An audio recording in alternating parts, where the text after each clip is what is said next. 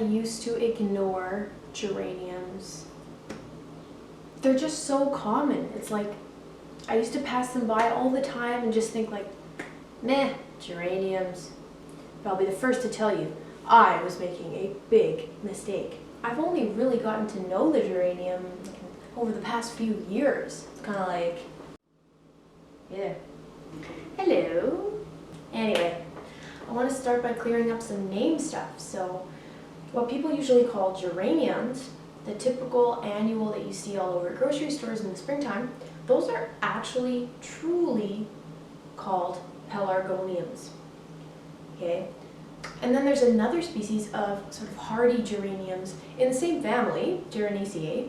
These hardy geraniums are the true geraniums. You may have heard or seen a plant called sticky geranium out in the wild if you're on a walk or a hike in my province, which is Alberta. It's very, very popular hardy geranium. What I'm focusing on today are pelargoniums, just so we're clear.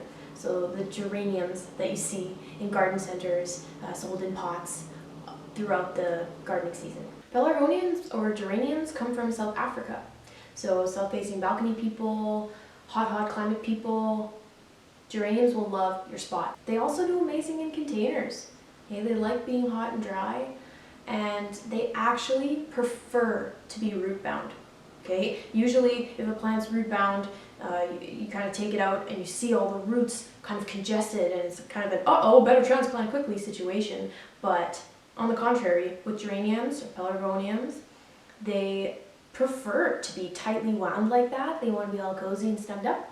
And they're actually known to bloom better if they're root bound because they'll be happier. So when you bring a geranium plant home, don't just put it in a huge pot. It will not be happy. Small pot, and as it grows you can kind of transplant that way, but definitely don't rush. There's 3 types of geraniums or pelargoniums that I'm going to mention in this video. There are other types, but these are kind of the most popular 3 varieties. So there's the zonal variety. It's like this little tiny seedling here, and you'll see on this close-up that it's called zonal because of this zonal stripe pattern on the foliage. The thing with zonals is they grow upright and sort of in a mound. So very beautiful for containers and garden bedding, kind of bordering. Then there's ivy geraniums, which have more of a hanging sort of vine growth habit. It's hilarious. Every year I'll go to the store and there's tons of hanging baskets of geraniums for sale, like $20, $30 a piece. Some of them are really beautiful, but they're putting zonal geraniums in a hanging basket. It's nonsense. Okay, so the ones with these striped foliage patterns, they're gonna grow upright, and so you're gonna hang a basket up high and the flower's just gonna grow high. No, you want an ivy geranium in a hanging basket, okay? It's gonna look more beautiful hanging from up high, cascading down. And then third are the scented geraniums, which people love, and I don't blame them. I love them too. There's cultivars now where the foliage is scented with everything from lemon to apple to rose. I've heard coconut. The foliage is very scented. What it does is it actually releases the oil from the undersides of its leaves to keep cool on really hot days. Ooh. So imagine you're walking around on a scorching hot day and you brush against your geranium and you get this whiff of lemon or apple.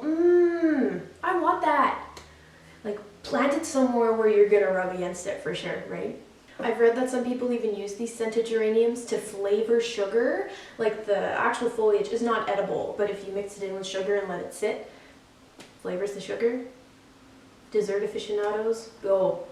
If you wanna know about specific Latin scented geranium varieties, I put some in the description below this video, okay?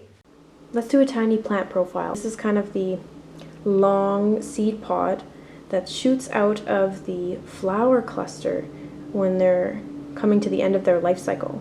The actual seeds are these little cutie curly whirly swirly guys here. See this little curly swirl? Oh my gosh. Like a little spring. Zip. Reseed me.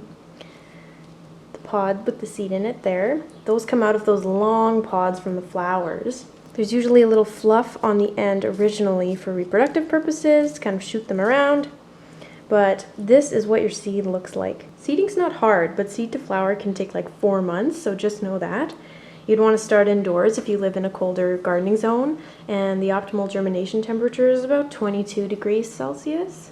Foliage is usually sort of scalloped at the edges, but there are so many kinds of geraniums these days. Zonals have that distinctive stripe pattern right here like we talked about. Most geraniums only really grow about 1 to 2 feet wide and tall, so they're not vigorous spreaders, they're not really aggressive by any means, they're a nice contained plant for your garden. The flowers bloom at the end of long stems that poke out of the foliage in these terminal clusters. And they're usually pink, red, white, those are the most popular colors. They're so classic, but not to be ignored. I will stress deadheading. Okay, the reason I don't fertilize is because I really try and stay on top of deadheading. Deadheading the flowers really encourages rebloom, and it's really going to help your geranium look its best. Now, I don't have an established flowering plant to show you, but it's really important that you deadhead geraniums properly.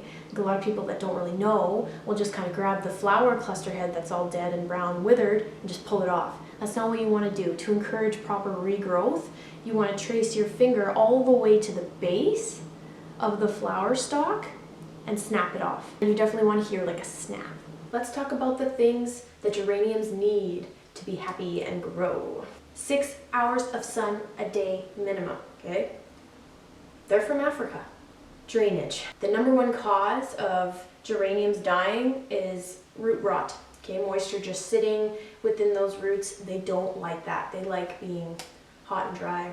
So really well draining potting mix. If you're planting in a container or if you're planting in the ground, make sure your soil's not too clay heavy, because that clay just keeps the moisture right in and the geranium will not survive or will look pathetic and very unhappy.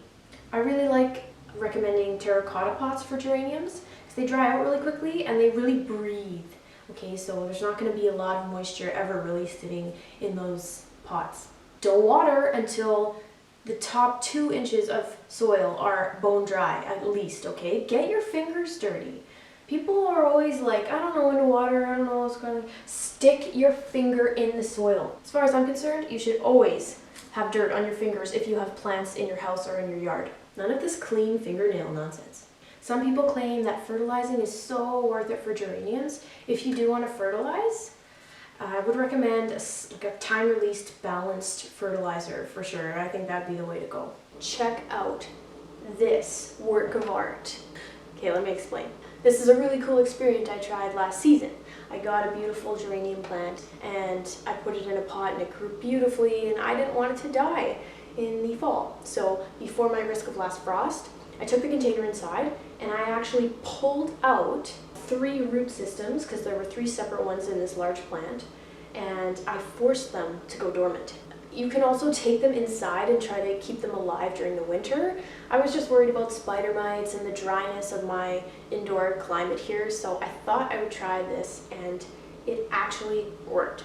So I took off as much dirt and brown dried foliage as I could from each separate root system, cleaned off as much as I could, and then I put them in a box that had really good aeration, and I left it in my basement until March. I checked on it in January to make sure there was no kind of fungal disease starting. I got rid of any more dried stuff that didn't need to be in there. Otherwise, I left it totally on its own. So when I pulled it out in March, I noticed that there were some little pink, sort of fresh looking parts on the stems. The stems look dead, like they don't really look alive, but these little pink parts made me think otherwise, and so I thought, hey, maybe it worked. And I put the root systems in one pot. Now, this pot might be a bit large, but the plant itself was very large at the end of the season, so we'll see what happens here. I'm going to water very minimally, and already in a couple weeks, this has really sprouted a lot of new growth from the nodes on the stems. So I think it's happy. Thanks for watching. Subscribe to my channel if you want to watch more videos like this. They come out every Friday. Try the dormancy trick. I can't stress enough how easy it was. Like, you just forget about it, check on it once, write it in your calendar, bring it out in the spring, boom, your geranium's back in action.